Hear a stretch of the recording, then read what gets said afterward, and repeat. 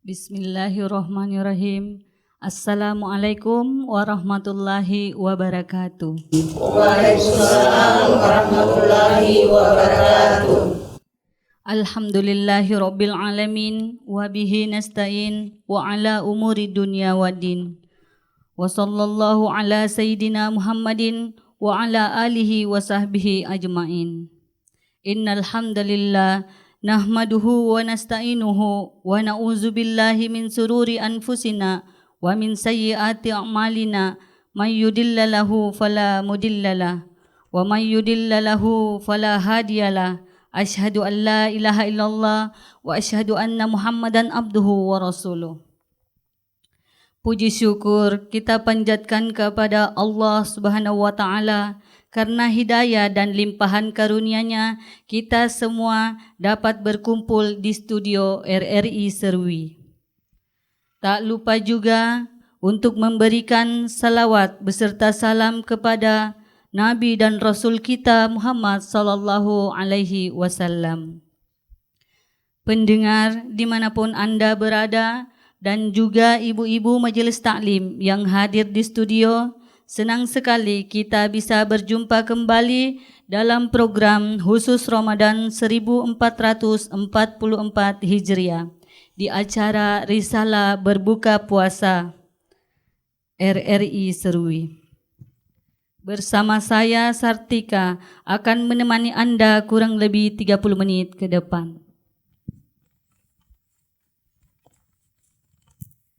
Dan di studio juga hadir ibu-ibu dari Majelis Taklim Qurrata Ayun Mapas Serapi. Apa kabarnya ibu-ibu? Alhamdulillah. Alhamdulillah. Semoga masih terus semangat ya meski dalam keadaan melaksanakan ibadah puasa. Hadir juga bersama kita yaitu Ustaz Raja Ali Hamzah Siregar SPDI sebagai narasumber.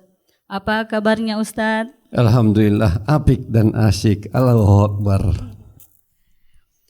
Pendengar dimanapun Anda berada dan ibu-ibu majelis taklim yang hadir di studio, topik yang akan kita bahas yaitu para perindu syurga ikhlas yang cintanya berbalas.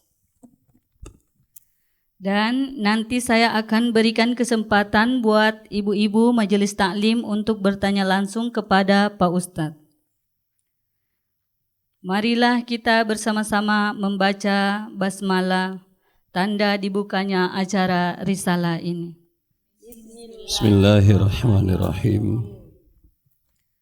Baik, untuk mempersingkat waktu, langsung saja saya persilahkan kepada Pak Ustadz Raja Ali Hamzah Siregar memberikan tausiah singkat tentang topik kita, para perindu syurga ikhlas yang cintanya berbalas. Silahkan Pak Ustadz. Terima kasih banyak Ibu Sartika. Bismillahirrahmanirrahim. Assalamualaikum warahmatullahi wabarakatuh. Waalaikumsalam warahmatullahi wabarakatuh. Alhamdulillahillazi nahmaduhu wa nasta'inuhu wa nastaghfiruh. Wa na'udzu billahi min syururi anfusina wa min sayyiati a'malina. Alhamdulillahi bi ni'matihi mas-solihat wassalatu wassalamu ala sayyidis sadat wa ala alihi washabi ahlul fadli wal karamat. Nashhadu an la ilaha illallah wahdahu la syarikalah wa nashhadu anna Muhammadan abduhu wa rasuluhu nabiyya ba'dah. Allahumma shalli ala sayyidina wa maulana Muhammadin wa ala alihi wa sahbihi. Amma ba'du. Kita bersyukur kepada Allah Subhanahu wa taala. Syukur yang dengannya insyaallah nikmat yang kita dapat akan bertambah dan berkualitas. Bersalat bagi Rasulullah SAW dengan kalimat Allahumma sholli ala sayyidina Muhammad wa ala ali sayyidina Muhammad. Kalau salamnya bagaimana Pak Ustadz? Ya Nabi salam alaika, ya Rasul salam alaika, ya Habib salam alaika, salawatullah alaika. Jadi al-kisah ibu sekalian, Kalau kita melihat pada sejarah manusia yang pertama merupakan bapak dan ibu kita semua bersama. Namanya siapa ibu? Adam dan Hawa. Adam dan Hawa aslinya dahulu di Pinrang atau di Sulawesi atau di surga? Di surga. Jadi Adam Hawa itu di surga. Tadinya bahkan Adam sendirian. Adam sendirian, gak ada temannya, padahal di surga rupa-rupanya tanpa wanita. Adam pun sengsara dan merana. Allah maha mengerti. Diciptakanlah dari dirinya sendiri tulang rusuknya yang namanya pasangannya namanya Hawa. Maka di surga itu Adam dan Hawa hidup bersama. Tapi kemudian seiring waktu takdir berjalan, diturunkanlah ke dunia ini. Maka secara filosofis kita ini orang tua kita asalnya dari surga. Ibu-ibu kalau misalnya datang Ramadan mau Idul Fitri pasti musim nanti di televisi siaran di mana-mana kita lihat orang mudik pulang kampung, pengen pulang kampung, rindu pulang kampung, mudik. Kita juga sama, rindu pulang kampung. Tetapi kadang-kadang kampung yang dirindukan tadi dirindukan kalau misalnya bapak dan mama masih ada. Kalau sudah enggak ada, macam tidak semangat pulang kampung. Karena kita mungkin sudah menua, sudah menjadi bapak dan mama, kakek dan nenek. Anak-anak kita yang kemudian rindu pulang kampung. Anak kita yang kuliah di banyak tempat rindu pulang ke Serui. Nah, secara umum manusia itu akan merindukan pulang kampung yang sebenar-benarnya. Maka kemudian kita seringlah mendengar tiba-tiba bukan waktu sholat. Di masjid berkumandang alunan Al-Quran. Baru kemudian ada yang berbicara inna lillahi wa inna ilaihi raji'un. Apa kalimat berikutnya? Telah berpulang ke rahmatullah almarhum fulan, almarhumah pulana. Oh, dia sudah pulang kampung. Kemana? Ke tempat dahulu Adam dan Hawa berasal, ke surga. Tetapi kadang-kadang transit dulu. Transitnya di mana? Di alam barzah. Kemudian nanti ada masanya kiamat. Baru terjadilah yang namanya hisab, mahsyar. Baru betul-betul tujuan yang utama sampai, yaitu surga. Tetapi kalau kemudian selama hidupnya ini salah perbuatannya, salah amalannya, bukan pulang kampung yang terjadi, tetapi kampung yang nyasar, kampung sebelah, kampung neraka. Maka ibu-ibu sekalian dan juga para jamaah semua dimanapun berada, pendengar risalah radio Republik Indonesia, Ramadan diserui yang kita merindukan bersama Ramadan ini sampai kemudian sering kita sebutkan marhaban ya Ramadan, selamat datang Ramadan, kami merindukanmu. Maka karena kita merindukan surga, Allah pun tidak kemudian menutup bagaimana cara pulang ke surga. Allah berikan tuntunannya, Allah berikan cara-caranya, Allah berikan petanya dalam Al-Quran, dalam Al-Hadis. Bahwa karena manusia memang aslinya itu dari surga, pengen kembali ke surga. Nah, ibu-ibu pengen kembali ke surga enggak? Pengen. Mau sekarang atau kapan-kapan? Soalnya kalau sekarang mati dulu baru berangkat. Nah, artinya sebelum pulang surga kita persiapan untuk amal sebelum datangnya ajal. Rasulullah SAW menyebutkan sebuah hadis. Arba'un nafarin mustaqbilun ilal jannah. Ada 4 golongan manusia yang mengamalkan ini maka bahkan surga yang merindukannya. Padahal secara umum biasanya kita yang merindukan surga. Tetapi dia mengamalkan 4 hal perkara, sebaliknya malah surga yang merindukan kita.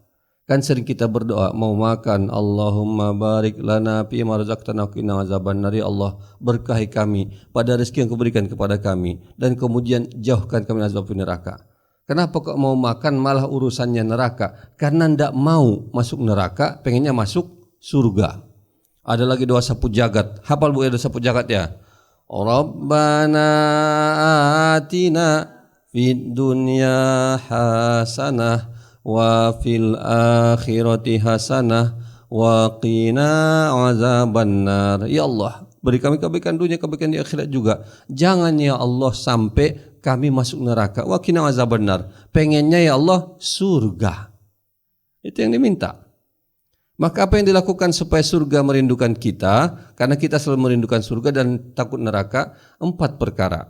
Yang pertama kata Nabi adalah supaya surga merindukan kita, taliyal Quran. Banyakin, seringin, hobbiin, sukain baca Al-Quran.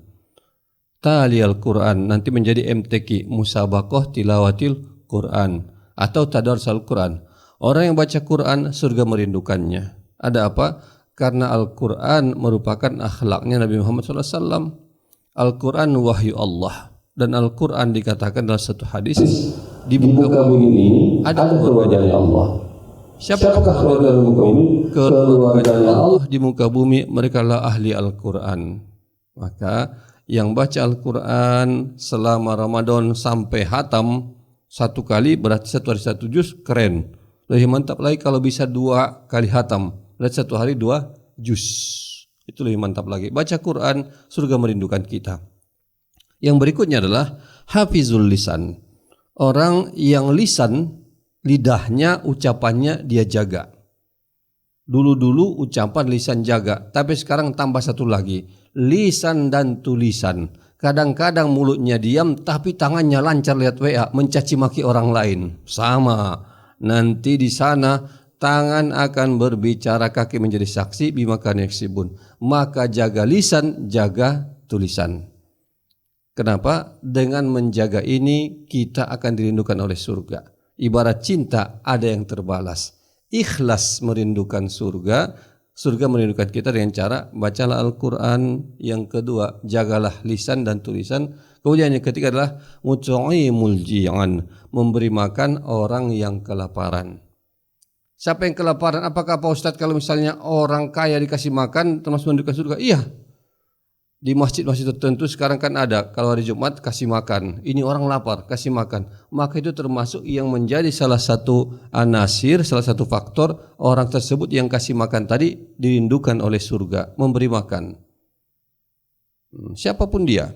Bahkan ada masyhur kisah dahulu, seorang perempuan tara baik, dia kasih minum guk-guk. Tahu guk-guk Bu ya? Itu suaranya. Dia kasih minum, lagi haus. Ceritanya ini perempuan di tengah padang tandus, haus besar, haus yang sangat berat. Maka kemudian dia ada sumur bagus di sini, agak turun ke bawah, maka dia turun, dia ambil, dia minum. Begitu lagi di atas, tahu-tahu ada makhluk tadi, makhluk yang berbunyi guguk-guguk. A-N-J-E-N. Ini kemudian dia menjilat-jilat tanah kering. Akhirnya dia dalam hati timbul kasih sayang. Dia merasakan yang saya rasakan tadi, sampai tanah pun dia jilat padahal kering. Dia pun turun.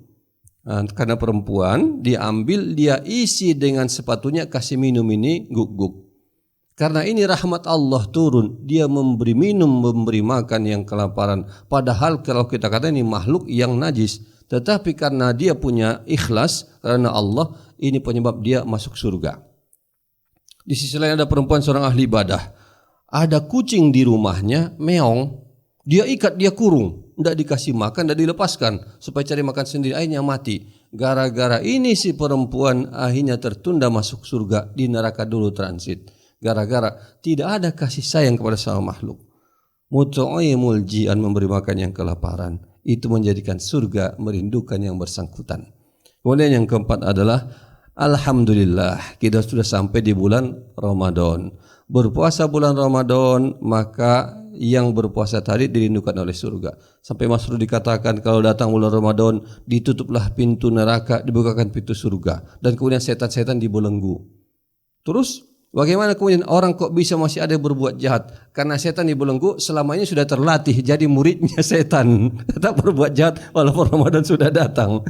Ibunda sekalian rahimakumullah. Maka itulah sekedar pengantar awal. Nanti silahkan kami minta bantuan Ibu Syamsiah untuk membacakan ayat dari Al-Quran tentang betapa hidup ini sesungguhnya hanya dua pilihannya, dunia atau akhirat.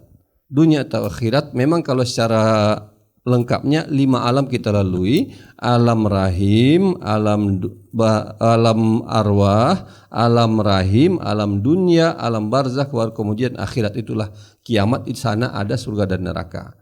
Tapi secara garis besar dunia dan akhirat. Fid dunya hasanah, fil akhirati hasanah, qina azabannar. Ini doa sapu jagat. Pak Ustadz, itu di mana dapatnya? Dalam Al-Quran ada. Silahkan Ibunda Nusyah dibacakan.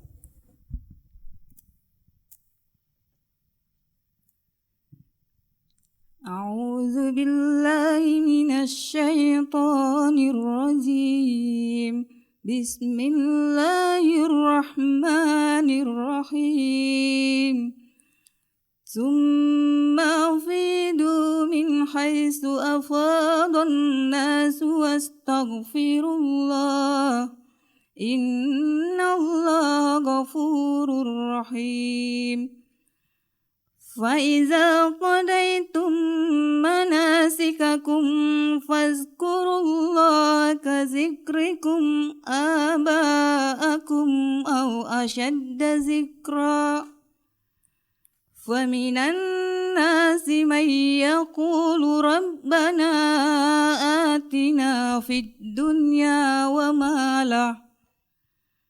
وما له في الآخرة من خلاق ومنهم من يقول ربنا آتنا في الدنيا حسنة وفي الآخرة حسنة وقنا عذاب النار. Ya. Ada Bu yang hafal dari ayat ini? Pasti ada ya. Rabbana atina fid dunya hasanah wa fil akhirati hasanah wa qina azabannar. Doa sapu jagat. Dunia dan akhirat kita berharap hasanat, kebaikan. Kebaikan apa di dunia? Kebaikan keluarga yang sakinah mawaddah warahmah, anak-anak yang soleh dan solehat, dan amal-amal yang juga soleh solehat. Itu yang kita harapkan. Karena visi hidup orang mukmin bukan hanya dunia, tapi juga sampai di akhirat. Di ayat sebelumnya dikatakan ada orang hanya mempunyai visi Rabbana atina fid dunya wa ma lahu fil akhirati min khalaq. Ada orang minta hanya kebaikan dunia, akhirnya di akhirat tidak dapat apa-apa. Maka visi kita punya amalan harus niatnya lillahi ta'ala. Bukan hanya batas dunia, tapi ada akhirat yang diharapkan kelak. Nah, ibunda sekalian, inilah pengantar. Kemudian boleh kita berdialog, bertanya jawab, interaktif. Saya kembalikan kepada Ibu pembawa acara, Ibu Sartika.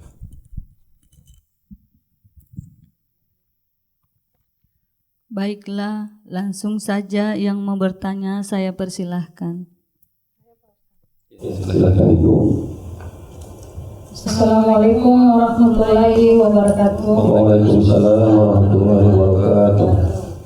Yang kami tanyakan Pak Ustaz, khususnya kami kaum perempuan muslimah, adakah yang spesial agar mudah untuk dirindukan surga Allah? Terima kasih. Assalamualaikum warahmatullahi wabarakatuh. Waalaikumsalam warahmatullahi wabarakatuh. Baik, pertanyaan yang bagus. Kalau tadi 4 amalan khusus spesial dirindukan oleh surga, itu bagi semuanya boleh. Laki-laki perempuan semua mendapatkan ini. Yang pertama membaca Al-Quran, jaga lisan ucapan, memberi makan yang kelaparan, puasa bulan Ramadan. Ini laki-laki perempuan amalkan, mantap. Tapi seperti yang Ibu, yang spesial untuk kaum perempuan ada tidak? Ada. Ada hadis Bukhari mengatakan begini. Idza shallatil mar'atu khamsaha wa shamat sahraha wa hafazat farjaha wa atat zawjaha qila udkhuli abwabal jannah min abwabil syi'ti. Kalau seorang perempuan Ibu sudah salat 5 waktunya, puasa yang Ramadannya, kemudian tutup aurat jaga kehormatannya, patuh kepada suaminya, dikatakanlah kepadanya, masuk surgalah engkau dari pintu mana saja engkau suka. Bisa kita ulang Ibu.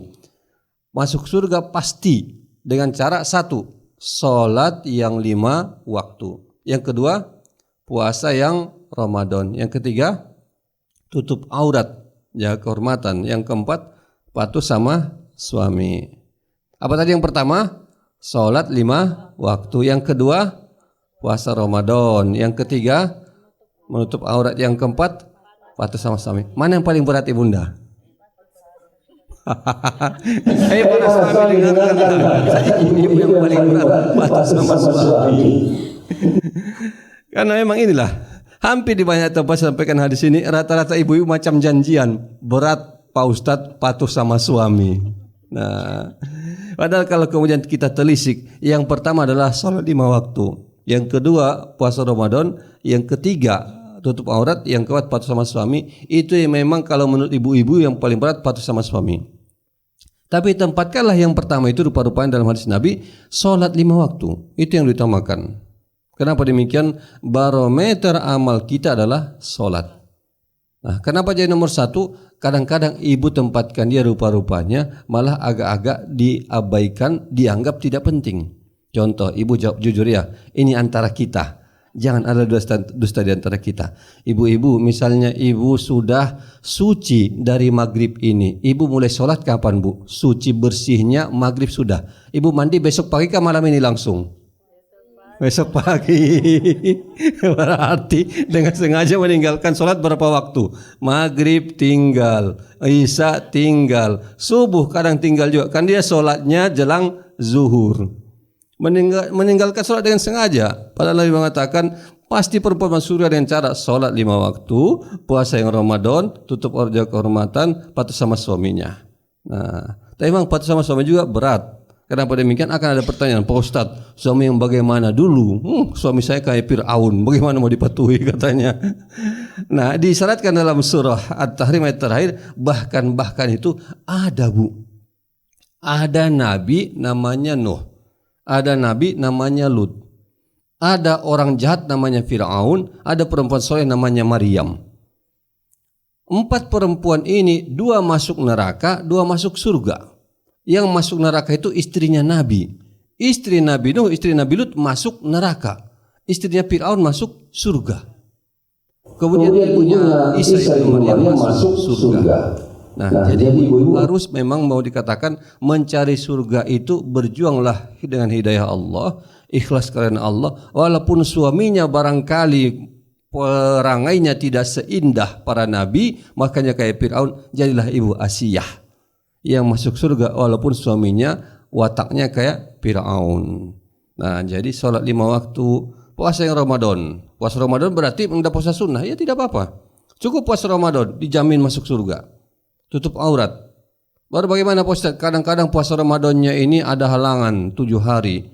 Belum dikerjakan dari tahun lalu. Maka kerjakanlah secepatnya. Kapan dikerjakan? Bagus pada bulan Syawal atau bulan berikutnya. Yang jelas jangan sampai masuk Ramadan masih ada puasa yang belum dibayarkan.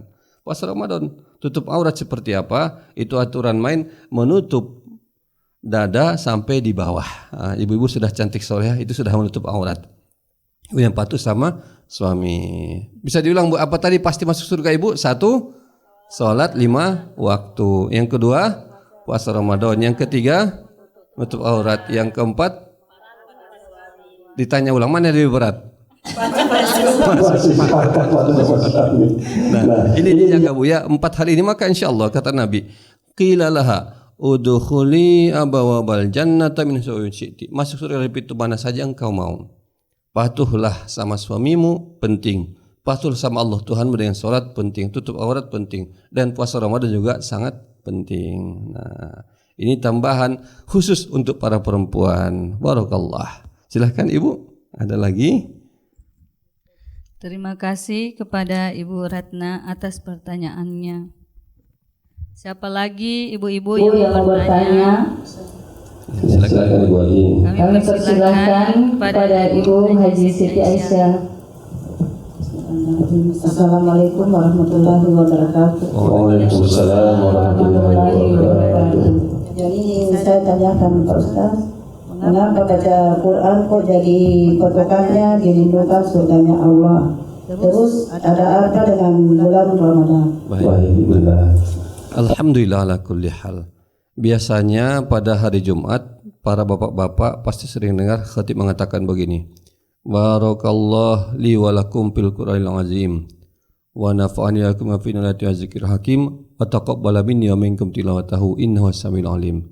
Semoga Allah berikan berkah kepada kita dalam bacaan Al-Qur'an dan diberikan rezeki bisa baca Al-Qur'an. Al-Qur'an itu salah satu patokan dirindukan oleh surga. Ada apa? Nabi perintahkan secara langsung begini. Iqra'ul Qur'an fa innahu ya'ti yaumil qiyamah syafi'an liqaryatihi. Bacalah Al-Qur'an, ini nanti bacaan Al-Qur'an akan datang di hari kiamat memberi syafaat bagi pembacanya. Selama ini mungkin kita tahunya memberi syafaat itu siapa? Nabi Muhammad sallallahu alaihi wasallam. Al-Qur'an pun memberikan syafaat. Maka banyak baca Al-Qur'an. Bahkan Al-Kisah dijelaskan oleh Syekh Ali Jaber, Ada seorang laki-laki tukang gali kubur. Kemudian ini laki-laki suatu masa datang curhat. Ya Syekh, baru-baru ini ada orang yang saya makamkan jenazahnya, tapi herannya itu kok kuburannya harum, ibu-ibu itu. Karena saya penasaran, berhari-hari masih harum sapu tangan bekas kuburannya. Saya tanya keluarganya, apa amalan mamamu almarhumah? Oh, mama saya itu saban malam baca Al-Quran. Surah apa yang dibaca? Surah Tabarok. Oh, bakal saya dibacakan suatu hadis.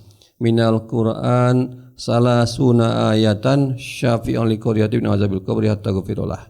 Ada dari Al-Quran 30 ayat yang akan membawa pembacanya diampuni dari azab kubur sampai diampunkan baginya hingga masuk surga.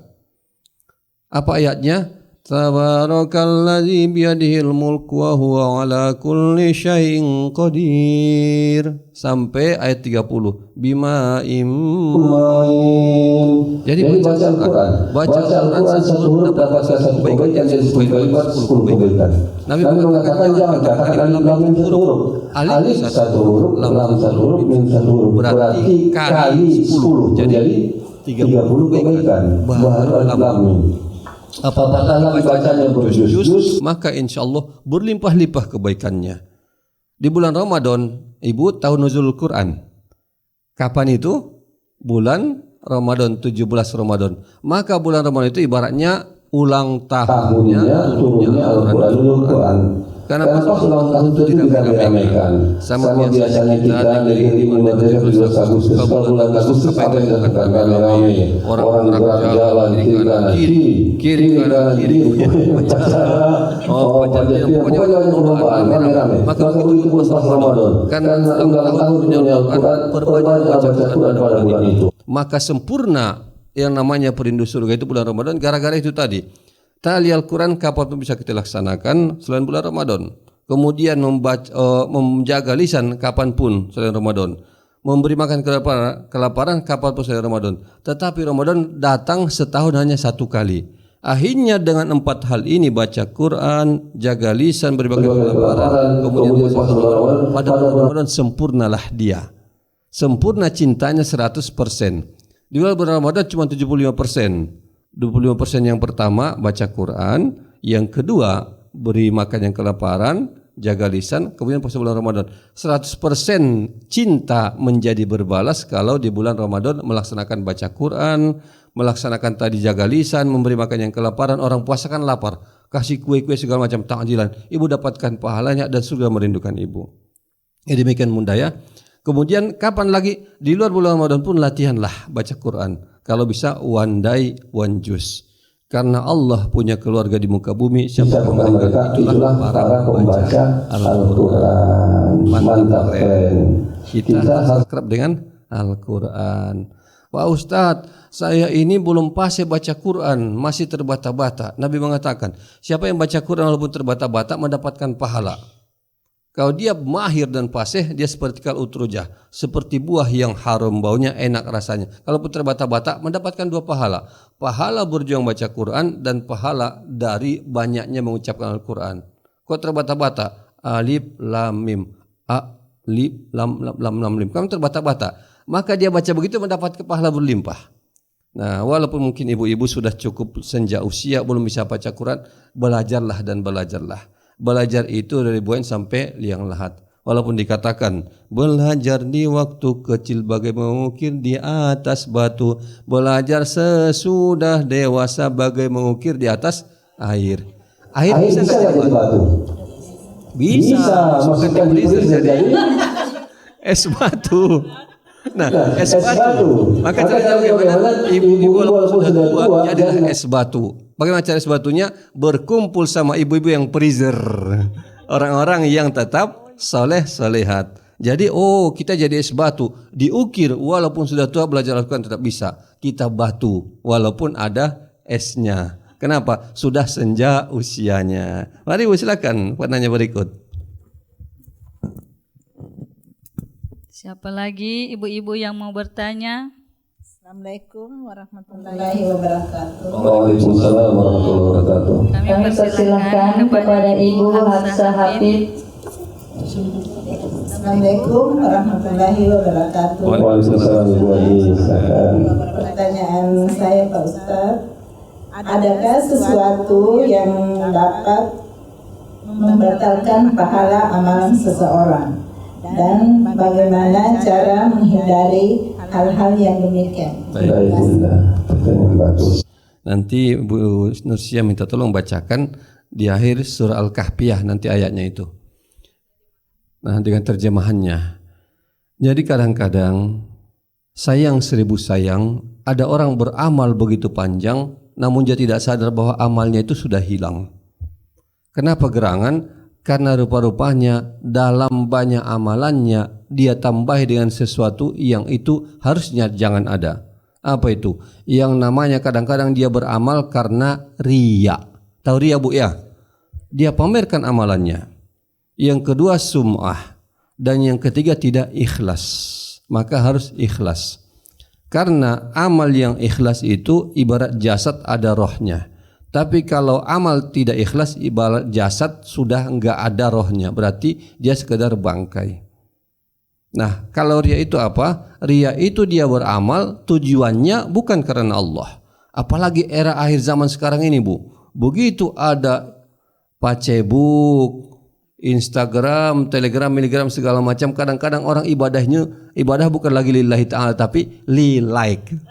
Berangkat umroh langsung ceklik. Wah, saya lagi umroh di Mekah. Comment and share begitu adanya.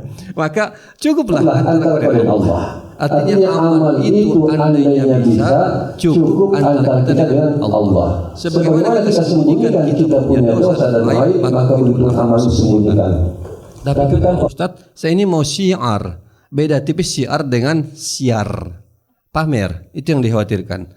Kalaupun memang ingin syiar, ingin dilihat orang, jadi betul-betul hati harus dijaga. Ini karena Allah. Entah dicaci, entah dipuji, entah dimaki, semuanya karena Allah. Silahkan Bunda dibaca surah Al-Kahfiyah terakhir.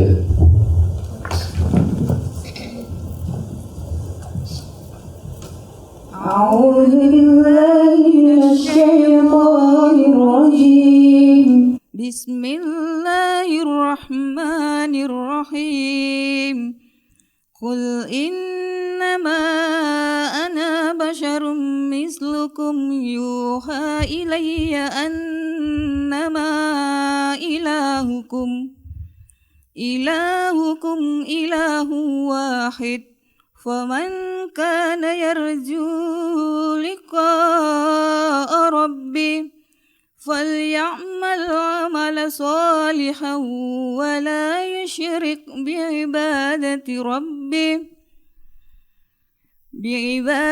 ربي أحدا صدق الله العظيم. Katakanlah, sesungguhnya aku ini hanyalah seorang manusia seperti kamu yang diwahyukan kepadaku bahwa sesungguhnya Tuhan kamu itu adalah Tuhan yang esa. Barang siapa mengharap perjumpaan dengan Tuhannya, maka hendaklah ia mengerjakan amal yang soleh, dan janganlah ia mempersekutukan seorang pun dalam beribadah kepada Tuhannya.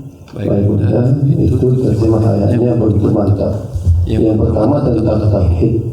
Tauhid maknanya Allah yang diharapkan, kemudian Allah yang dituju, Allah yang kemudian betul-betul ridhonya yang kita mau. Ilahi anta maqsudi wa ridhoka matlubi. Ya Allah, engkau yang kami maksud dan kami harap, ridhomu yang kami harap dan kami turut. Wala yusyrik bi ibadati rabbi ahada. Dan jangan musyrik dalam ibadah kepada Allah satupun. Kan sudah ibadah karena Allah, tetapi yang jangan musyrik. Maksudnya jangan musyrik bagaimana? Syirik kecil itu apa Bunda? Adalah riya. Syirik kecil itu riya. Karena riya akhirnya amalnya tidak bermakna, tidak berguna. Di masa Nabi ada orang mati di medan perang. Akhirnya kemudian para sahabatnya bangga. Wah, dia keren, meninggal, dia pahlawan. Dia masuk surga ini. Nabi lewat, tidak. Sahabat tidak masuk surga. Kenapa? Karena dia berperang hanya yang disebut sebagai pahlawan, bukan yang disebut sebagai syahid karena Allah. Maka begitupun kita, sepanjang hayat kita beramal, maka harus niatkan hati tulus lillahi ta'ala. Nah, adapun sekarang ini ada yang namanya medsos segala macam, kalaupun misalnya itu ditampilkan tujuannya syiar. Oh, ibu itu dia sekarang sudah pakai jilbab cantik sekali. Padahal dulu kayaknya dia masih you can see. Apa itu you can see? You bisa melihat saya punya ketek. Artinya dia masih terbuka padanya. Saya sudah pakai jilbab. Wih, jadi cantik. Berarti kalau pakai jilbab itu cantik. Maka dia pun tergerak hatinya untuk hijrah, memakai jilbab menutup aurat. Tujuannya karena Allah. Nah, dan juga yang lain-lainnya. Betul-betul kita harus tata hati lillahi ta'ala supaya amal-amal tidak kemudian sirna pahalanya gara-gara riya. Riya itu pamer. Sum'ah itu cerita-cerita. Kemudian ujub, takjub pada diri sendiri. Karena inilah kemudian penyakitnya iblis laknatullahi. Iblis itu mengatakan, aku lebih baik daripada Adam. Aku kan ciptakan dari api, itu cuma dari tanah. Api lebih keren daripada tanah. Gara-gara ini takabur, maka dibuang dari surga. Kemudian turun di dunia. Maka anak turun iblis ini menjadi musuh anak Adam. Maka dalam hidup ini kita berjuang melawan yang namanya hawa nafsu diri sendiri, kemudian melawan yang namanya setan. Alam a'hada ilaikum ya bani Adam alla ta'budu syaitan innahu lakum adu mubin. Bukankah saya sampaikan pada wahai anak Adam, kata Allah, jangan ikuti bisikan setan, dia musuhmu yang nyata. Maka secara sederhana kesimpulannya ibu sekalian, mungkin nanti masih ada satu penanya lagi, barangkali Ibu Haji Nana akan kami simpulkan. Sebelum ada penanya, boleh satu lagi barangkali Bunda? Ya, silakan Bunda. Terima kasih pertanyaan dari Ibu Hafsah Hafid. Yang masih ada yang mau bertanya, kami persilahkan. Assalamualaikum warahmatullahi wabarakatuh. Waalaikumsalam warahmatullahi wabarakatuh. Kalau yang ini saya tanyakan Pak Ustaz, bagaimana ciri-cirinya wanita yang dirindukan surga? Baik. Bagaimana ciri yang dirindukan oleh surga? Maka dia akan tampil dalam keadaan tadi, ibu-ibu, tadi kan ada 4 ciri perempuan pasti masuk surga. 1, sholat 5 waktu. Yang kedua, puasa Ramadan. Yang ketiga, tutup aurat. Yang keempat, patuh sama suami. Maka ciri wanita yang dirindukan surga adalah 1, kita balik, patuh sama suaminya. Ibu-ibu patuh suami apa tidak? Alhamdulillah. Jadi patuhi suami, maka engkau salah satu ciri penghuni surga. Tutup aurat, engkau salah satu penghuni surga. Laksanakan puasa Ramadan, maka engkaulah penghuni surga. Kemudian puasa Ramadan, tutup aurat, jaga kehormatan, patuh sama suami, maka engkau penghuni surga. Mudah saja. Itu dalam riwayat Bukhari Muslim. Kalau perempuan sudah puasa yang 5 waktunya, sholat 5 waktunya, puasa Ramadannya, tutup auratnya, patuh sama suaminya, dikatakanlah kepadanya, masuk surgalah engkau dari pintu mana saja engkau mau. Maka kita perhatikan diri kita. Apakah sholat kita sudah paten mantap? Apakah kita sudah tutup aurat? Ataukah kita sudah patuh sama suami? Maka kalau sudah demikian, insya Allah kita termasuk yang dirindukan oleh surga. Ada kisah kecil, di masa dahulu ada Fatimah. Tahu Fatimah Bunda ya? Fatimah ini putri Rasulullah SAW. Beliau ini kemudian ingin mengetahui siapa yang masuk surga dari para perempuan. Maka Nabi berikan satu nama. Datanglah dia ke sana, namanya perempuan Muti'ah. Muti'ah ini rupanya seorang perempuan yang solehah luar biasa. Bagaimana kesolehannya? Fatimah datang ke sana, kemudian minta izin, siapakah engkau? Aku putri Rasulullah SAW. Aku ingin berkunjung kepadamu. Oh, siapa dengan engkau? Ini anak saya, seorang laki-laki kecil, namanya Hasan. Iya, karena ada laki-laki, besok saya minta izin dulu kepada suami saya ya. Baru kemudian nanti Ibu Fatimah datang besok. Saya minta izin untuk Ibu dengan Hasan. Besoknya kemudian datang lagi. Siapa engkau? Saya Fatimah dengan Hasan dan Hussein. Oh, sekarang kemarin saya minta izinnya dengan Hasan saja. Hussein tidak.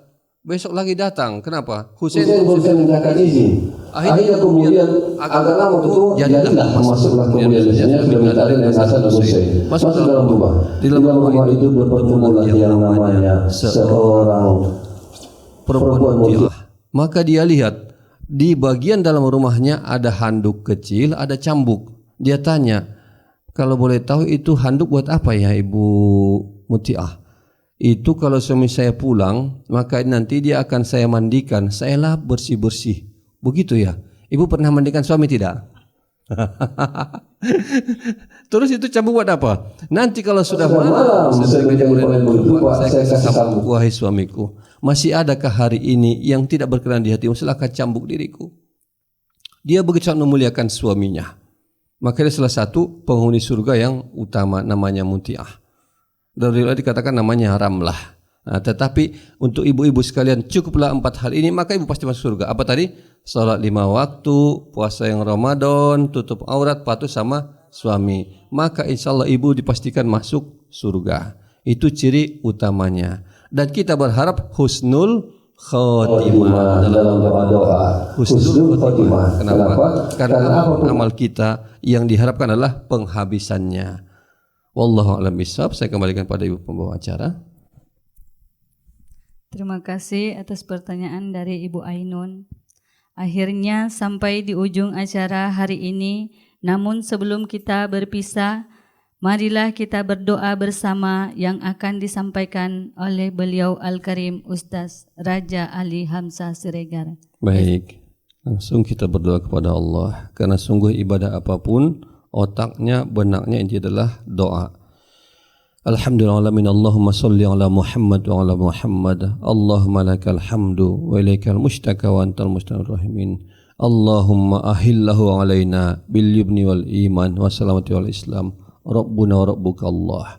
Allahumma ya muqallibal qulub wa ya muhawwilal hal ihdina hasanil hal wa nas'aluka tawfiqal wal hidayah. Rabbi ja'alna muqimatan biridina. Rabbana atina hasanatan taqwaha wa zakkiha anta khairu man zakkaha anta waliha. Rabbana hab lana minas solihin. Rabbana hab lana minas solihin. Rabbana hab lana min azwajina wa dhurriyyatina qurrata a'yun imama. Allahumma ya hayyu ya qayyum bi rahmatika nastaghis. Aslih lana sya'nina kullaha wa la takilna ila anfusina tarfata 'ain. Anta lina fid dunya wal akhirati tawaffana muslimin wa qina sholihin. Rabbana atina fid dunya hasanah wa fil akhirati hasanah wa qina azabannar. Walhamdulillahi rabbil alamin. Barakallahu fikum. Wassalamualaikum warahmatullahi wabarakatuh.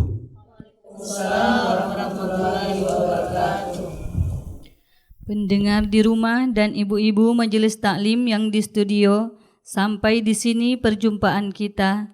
Terima kasih buat ibu-ibu majelis taklim Qurrata A'yun Mapasir Rapi dan Pak Ustaz Raja Ali Hamzah Siregar SPDI yang telah berkenan hadir pada kesempatan sore ini.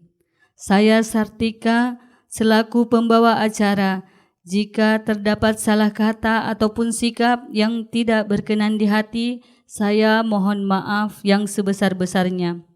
Marilah kita tutup acara ini dengan membaca doa penutup majelis yang diajarkan oleh Rasulullah sallallahu alaihi wasallam. Allahumma shalli wa sallim wa barik alaihi. Subhanallahumma wa bihamdika asyhadu an la ilaha illa anta astaghfiruka wa atubu ilaik. Wassalamualaikum warahmatullahi wabarakatuh. Waalaikumsalam warahmatullahi wabarakatuh.